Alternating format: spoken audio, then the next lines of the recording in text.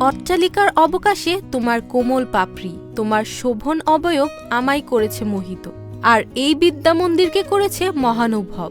এই 5টি বাক্য মিলে গেছে জামালপুরের সরকারি আশেক মাহমুদ কলেজের ফুলের বাগানের সাথে, যেখানে সৌরভ ছড়াচ্ছে গাঁদা, সিলভিয়া, চন্দ্রমল্লিকা, ডালিয়া ও কসমস সহ হরেক প্রজাতির নানান রঙের বাহারি ফুল।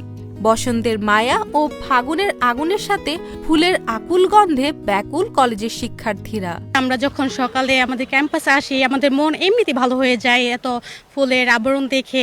এমনিতে একটা আগ্রহ বাড়বে যে এই কলেজে পড়ার জন্য। এত সুন্দর একটা প্লেসে পড়ার আগ্রহ তো সবারই থাকে। এই ফুল দেখতে আমাদের কলেজের না, অন্যান্য কলেজ থেকেও ছাত্রছাত্রীরা আসে, ভিড় জমায়, ছবি তুলে, তারপর ভিডিও বানাই। ফুলে ফুলে আশেপাশে সব ভরা, মানুষের মনে একটা আলাদা আবেগ কাজ করে এই ক্যাম্পাসের প্রতি। আমাদের ক্যাম্পাসটা বাকি ক্যাম্পাস থেকে বিভিন্ন অনেক আলাদা, কারণ আমাদের ক্যাম্পাসে প্রচুর পরিমাণে ফুল এবং গাছপালা আছে যা মনকে প্রসারিত করে এবং আমাদের ক্লাস করতে উৎসাহিত করে। কলেজের ক্যাম্পাস পেরিয়ে এই ফুলের সুবাস ছড়িয়েছে জেলা জুড়ে। এই বাগান কলেজটিকে করেছে পূর্ণ, অনন্য ও ব্যতিক্রম।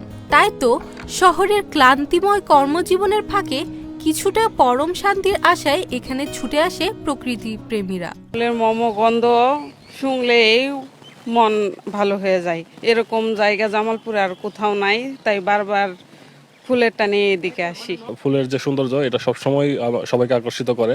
তো ছাত্রছাত্রীর পাশাপাশি বাইরের যে মানুষগুলো আছে তারাও এখানে ঘুরতে আসে। ফুলের গন্ধ এবং ফুলের পরিবেশ যাদের ভালো লাগে তারা সবাই ঘুরতে আসে। সাহিত্য সহ নানা বিষয় বিবেচনা করে বাছাই করা হয় ফুলের চারা।